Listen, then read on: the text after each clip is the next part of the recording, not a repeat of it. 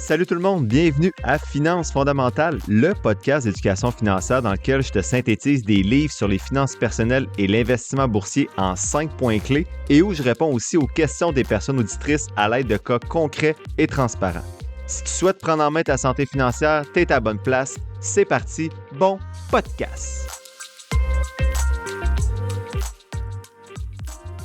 Salut tout le monde, bienvenue à ce 195e épisode de Finances fondamentales. Avant de commencer, un petit mot pour remercier ProMed encore une fois qui soutient cet épisode-là.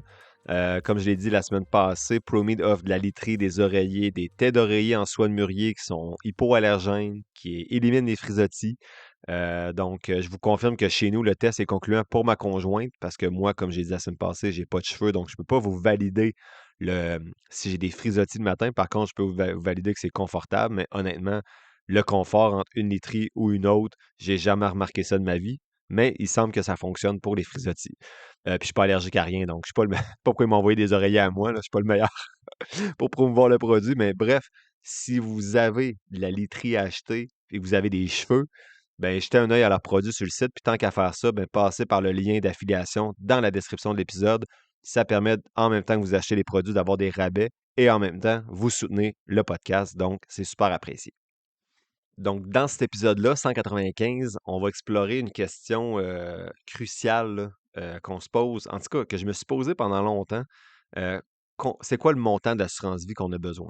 Ce qu'on va faire dans l'épisode, c'est qu'on va décortiquer différents facteurs à prendre en compte, les erreurs courantes qui arrivent, puis les différentes approches qui existent pour déterminer ce montant-là. Honnêtement, de mon côté, j'ai toujours eu la philosophie de payer le minimum qu'on me demandait de payer pour tout type d'assurance. Mais avec mes enfants, ma vision là, de l'assurance a vraiment changé. Dernièrement, après l'écoute de cet épisode-là, j'ai écouté cet épisode-là en revenant de Trois-Rivières, il y a 2 ans, je pense. Là. Ça doit faire à peu près 2 ans. J'en revenais de Trois-Rivières, que j'avais fait là-bas. J'avais un congrès. Euh, Puis j'écoutais l'épisode, puis j'ai écouté leur logique, puis je me suis dit, j'ai pas assez d'assurance vie. Donc, j'ai ajouté à ce moment-là 500 000 temporaires, 20 ans. J'avais 100 000 permanents avant de mon côté, puis 100 000 avec la job. Donc, j'avais 200 000, je suis rendu à 700 000. Ma blonde avait 100 000 permanents. On avait acheté le 100 000 permanent, là, on avait 18, 19 ans, je pense. Là. Non, plus que ça, 23, mettons. Et à ma blonde, je lui ai ajouté 200 000 temporaires 20 ans que je paye pour elle. Cet argent-là va me revenir s'il arrive de quoi. C'était juste que je trouvais qu'on n'avait pas assez de sécurité de son côté avec 100 000. Donc, je paye le permanent de 200 000 de plus à ma conjointe parce que c'est moi qui souhaitais l'ajouter. Donc, pour 500 pièces par année que je peux me permettre, j'ai maintenant une tranquillité d'esprit d'avoir ajouté au total là, 700 000 d'assurance vie si jamais il arrive de quoi d'ici 20 ans. Après 20 ans, mais je vais avoir 200 000 pour ma blonde, 100 000 pour moi, 200 000 avec ma blonde plutôt, là, donc au total. Mais rendu là, dans 20 ans, les filles n'auront plus besoin de nous, j'espère, avec leur propre assurance vie que je mets en place également en même temps là, avec l'Infinite Banking, mais également les placements qu'elles vont faire et tout ça. Donc, c'est vraiment un épisode qui a changé ma stratégie en termes d'assurance vie. Donc, je me suis dit, pour 500 pièces par année, j'ai la paix dans ma tête que s'il arrive quelque chose, mes filles n'ont pas de problème. Donc, je vous partage les principaux points de cet épisode-là.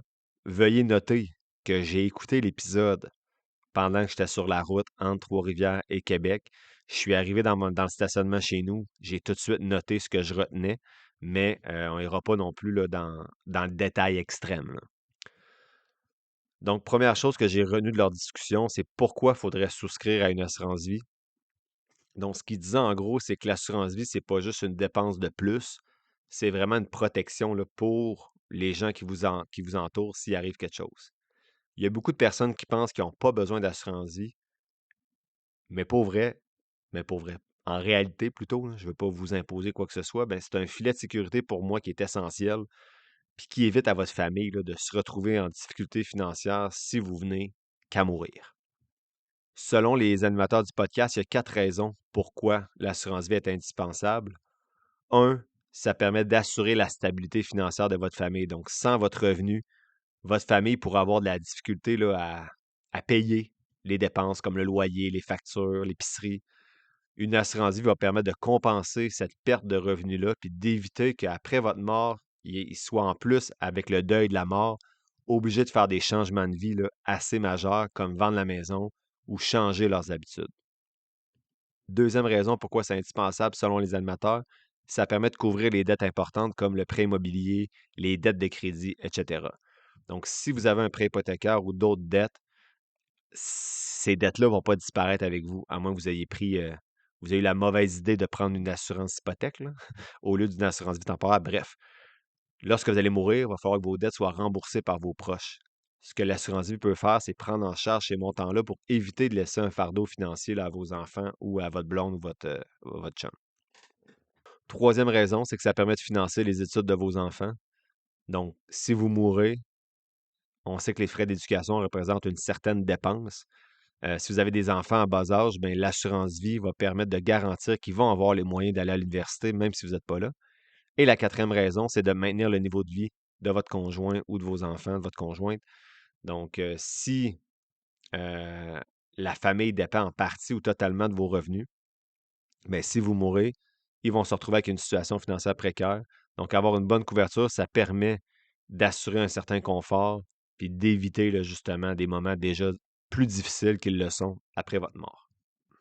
En gros, l'assurance vie, c'est un moyen d'essayer de protéger ceux qui comptent sur vous. L'objectif, c'est pas d'en prendre trop, mais d'avoir le bon montant pour éviter un stress financier à vous, mais aussi à votre famille après votre décès. Deux éléments que j'ai retenus, c'est comment déterminer le bon montant. Donc, il n'y a pas de chiffres magiques là, qui vont fonctionner pour tout le monde, mais il y a certaines méthodes qui permettent quand même d'estimer la couverture que vous auriez besoin sans nécessairement parler avec quelqu'un. L'objectif, c'est de garantir que vos proches vont avoir au moins les moyens de maintenir un niveau de vie sans être étranglés financièrement, surtout les premières années. La première règle, c'est celle de 10 fois les revenus.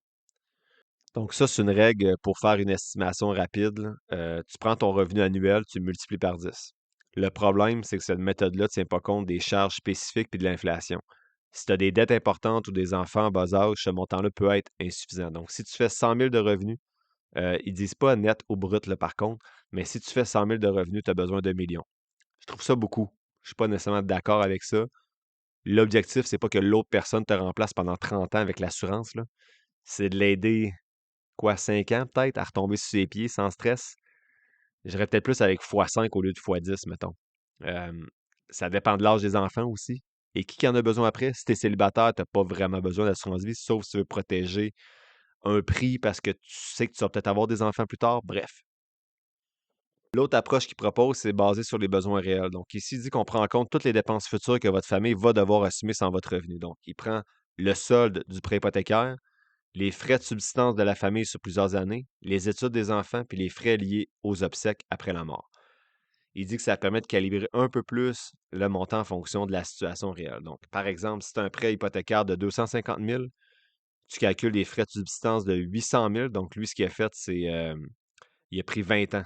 Donc, il a dit que ça coûtait 40 000 par année de frais de subsistance fois 20. Les études des enfants, il a estimé 40 000 et les frais d'obsèques 15 000. Donc, ce qu'il a fait, c'est 250 000 plus 800 000 plus 40 000 plus 15 000. C'est 1 105 000 qu'il avait besoin pour sa famille. Donc, l'animateur du podcast avait 1 105 000 d'assurance vie. En passant, là, c'est l'épisode 307 de Rational Reminder. Là. How much life insurance do you need? Donc, c'est en 2024, ça a été publié. Ceux qui veulent aller l'écouter. Donc, moi, je trouve que 20 ans, c'est beaucoup. Tu sais, je l'ai dit tantôt, là. Je trouve que des frais de subsistance sur 20. Je suis d'accord avec tout le reste, là. Mettons l'hypothèque, les études des enfants, les frais d'obsèques, mais je trouve que des frais de subsistance sur 20 ans, moi, je mettrais plus 5 10 ans. Là. Tu sais, je peux pas croire que tu sais, dans, pendant 20 ans, mes enfants, à un moment donné, vont commencer à travailler, ma conjointe va se faire un nouveau conjoint, tu sais. Je trouve que c'est beaucoup 20 ans. Fait que je mettrais, tu sais, mettons qu'on met 10 ans, le calcul arrive plutôt à 700 000. Donc ça, c'est exactement ce que j'ai en ce moment. C'est pas mes chiffres exactement dans l'exemple, mais bref, ça ressemble presque à ça. Et si on met 5 ans, c'est 500 000. Fait que c'est plus réaliste pour moi. Fait qu'à vous de voir l'approche qui vous semble la plus réaliste, mais moi, je nuancerais un peu l'approche basée sur les besoins réels. Là. Je trouve que c'est beaucoup assumer des frais de subsistance pendant 20 ans, puis je trouve que c'est beaucoup x10. Fait qu'on dirait que je ferais plutôt x5 ou x7 pour la première règle, puis je mettrais plutôt 10 ans de subsistance, mettons, pour les dépenses. Ça amène quand même mes filles à 20 ans, là, rendu là, vous allez survivre. Ensuite, il parlait quand même d'assurance vie temporaire ou permanente. Donc, ça va dépendre, là, je ne suis pas un expert d'assurance, là, mais ce qu'il disait, c'est que le choix entre ces deux types d'assurance-là dépend de vos objectifs et de votre budget. Donc, l'assurance temporaire, ce que ça fait, c'est que ça couvre une période déterminée, donc 10, 20, 30 ans, par exemple. C'est bien pour protéger notamment un prêt hypothécaire. Comme on parlait tantôt, au lieu de prendre une assurance prêt hypothécaire, tu prends ça. J'en ai déjà parlé pourquoi c'était mieux. Je ne reviens pas là-dessus aujourd'hui. Ou ça permet d'assurer un revenu jusqu'à temps que les enfants deviennent autonomes. Donc, exemple, on va dire que mes filles, les deux ont 10 ans, là, c'est pas ça. Mais je vais peut-être les amener jusqu'à 25, mais je pourrais prendre au moins un 15 ans d'assurance vie temporaire, m'assurer qu'ils soient corrects jusqu'à leur vie adulte. L'avantage d'une assurance vie temporaire, c'est beaucoup moins cher qu'une assurance permanente. Le problème, c'est que lorsqu'elle se termine, ben, si tu veux la renouveler, les primes peuvent être beaucoup plus élevées. Donc, fais bien ton calcul là, pour savoir la durée que tu as besoin. L'assurance permanente, ben, c'est une couverture à vie jusqu'à temps que tu meurs, mais elle coûte plus cher. Donc, l'avantage, c'est que tu es sûr de toucher l'argent à la fin, mais tu vas payer plus cher pendant toute ta vie. Souvent, c'est lorsqu'on veut laisser un héritage ou couvrir là, des frais comme l'impôt pour la succession ou les frais d'obsèques, etc. En gros, là, un petit peu comme moi, j'ai une partie permanente puis une partie temporaire. Si c'était à refaire, j'aurais pas le 100 000 permanent que je me suis pris à 23 ans. J'aurais juste pris une temporaire lorsque j'ai eu mes enfants pour les amener jusqu'à 25 ans, mettons. J'aurais peut-être pris à leur naissance un 30 ans, là, mettons. Là. Je sais pas s'ils vendent des 25, là. On dirait que c'est par bon de 10, mais peut-être qu'il y a des 25 aussi. Euh, Parce que l'héritage, ils vont l'avoir avec les placements que je fais, là. Donc, j'aurais peut-être juste pris une temporaire 30 ans, mettons, pour mes enfants. Si votre objectif, c'est d'avoir un héritage à la fin puis une couverture à vie avec une composante d'épargne, ben, je vous invite à écouter là, les différents épisodes où je parle de Infinite Banking, notamment l'épisode 68. C'est pas fait pour tout le monde, mais ça peut être une piste intéressante selon votre situation. Moi, je l'utilise avec mes deux enfants. Non, ma plus vieille, ma plus jeune, ça va être l'été prochain. Je veux que ce soit égal. Les deux vont commencer à 8 ans. Fait que ça peut être une piste, là, mais juste aller faire vos devoirs puis voir si ça vous convient. Ils parlaient des pièges à éviter dans leur épisode. C'est, ben, premièrement, avoir une assurance vie, c'est bien, mais il faut éviter certaines erreurs. Puis ils nommaient trois erreurs. La première, c'est sous-estimer ses besoins. Ils disent qu'il y a beaucoup de personnes là, qui prennent une couverture trop basse pour payer des prêts moins élevés, mais le montant assuré va pas suffire là, à couvrir les dépenses prévues après la mort. Donc, peut-être que je suis un de ceux-là qui fait cette erreur-là d'aller plutôt à 7 fois, on va dire, le revenu ou 10 ans de frais de substance au lieu de 20, mais j'ai toujours été allergique à payer des assurances. Donc, j'ai déjà fait mon bout de chemin, là, mais soyez prudent de ne pas sous-estimer vos besoins. Mais il faut être prudent aussi parce que des fois, tu parles à des courtiers en assurance, puis ça n'a pas de bon sens des fois les montants qui sortent, là. Donc, soyez critiques là, par rapport à tout ça, puis faites vos calculs peut-être avant, là. Deuxième erreur, c'est négliger l'impact de l'inflation. Donc, ils disent que 500 000 aujourd'hui, ça va pas être le même 500 000 dans 20 ou 30 ans. Donc, par exemple, le 100 000 permanent que j'ai pris à 23 ans, si c'est 60 ans plus tard, à 83 ans que je meurs et mes enfants ont 100 000 ben, il ne vaut pas la même chose lorsque je l'ai pris à 23 ans que quand mes enfants le reçoivent lorsque j'ai 83. Là. Et la troisième erreur, c'est de ne pas revoir régulièrement son contrat. Donc, votre situation va évoluer, mariage, enfant, achat d'une maison, changement de salaire. Si votre contrat n'est pas mis à jour en fonction de ces événements-là, ben, ça se peut que votre couverture risque de ne plus être adaptée. Donc, il parle d'un petit check-up là, à tous les 3 ou 5 ans. Ça peut être une bonne habitude à prendre. Moi, je l'ai fait à l'été 2024. Donc, j'ai ajouté la temporaire à 20 ans justement à moi, ma conjointe. Puis là, je pense qu'on est correct pour un bout, mais peut-être dans 3 ans, il va peut-être falloir que je me questionne juste si tout est beau de ce côté-là. Enfin, ils disent en gros que pour terminer, là, je fais juste un petit point, là, c'est pas nécessairement un élément de synthèse, mais il dit que moins tu as de dettes, moins tu as besoin d'avoir une grosse couverture d'assurance. Donc, ce que je vous suggère, c'est peut-être juste d'ajouter, si vous prenez le calcul là, selon les dépenses, là, c'est juste ajouter vos montants de dette. Tu sais, on a mis le prêt hypothécaire, mais si vous avez, exemple, 30 000 de dette de crédit, ben rajoutez peut-être 30 000 dans votre couverture. Quoique vous n'aurez pas toujours là, cette dette-là nécessairement, mais bref, à vous de voir ce qui vous convient. 30 000 de dette de crédit, j'ai peut-être exagéré. Là, on va dire marge hypothécaire, mettons. Là. Au lieu de mettre 250 000, ben, mettez peut-être 280. C'est pour considérer la marge hypothécaire à ce moment-là. En conclusion, ben, l'assurance vie, ce que j'ai compris avec cet épisode-là, c'est que j'ai encore de la misère à le croire des fois, mais c'est pas une dépense superflue, non. C'est un filet de sécurité qu'il faut avoir, surtout lorsqu'on a des enfants. mais le montant va dépendre de votre situation, vos objectifs et sur votre personnalité aussi, là. Tu sais, on n'est pas tous pareils face aux assurances. Donc, en gros, prenez le temps d'analyser vos besoins, calculez le montant que vous pensez avoir besoin avant de rencontrer quelqu'un qui veut vous le vendre pour avoir fait vos devoirs et être critique lorsque vous allez recevoir ces offres. Donc, qu'est-ce que je retiens de cet épisode-là? C'est que l'assurance vie est essentielle si vous avez des enfants, mais assurez-vous d'avoir le bon produit pour ne pas être sous ou surassuré. La semaine prochaine, je fais la synthèse d'un livre qui m'a marqué beaucoup. C'est un épisode à ne pas manquer. C'est le livre de Gail Vaz Oxlade, écrit en 2003, qui s'appelle Comment parler d'argent avec mon enfant. Et ce jeudi, il y a 20 autres compagnies que je vous présente qui n'ont pas passé l'étape 1 dans mon outil d'analyse.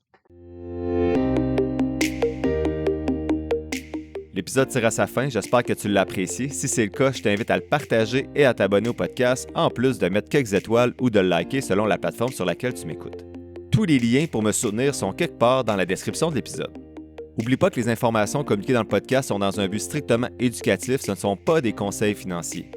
Je t'invite à consulter un professionnel pour des conseils spécifiques à ta situation parce que je ne peux pas être tenu responsable de tes décisions financières. Comme je le dis depuis un petit bout, je ne suis pas un expert, prends donc pas ce que je dis pour du cash, fais toujours tes propres recherches. Sur ce, merci d'avoir passé un peu de temps avec moi aujourd'hui et on se voit dans le prochain épisode de Finances fondamentales.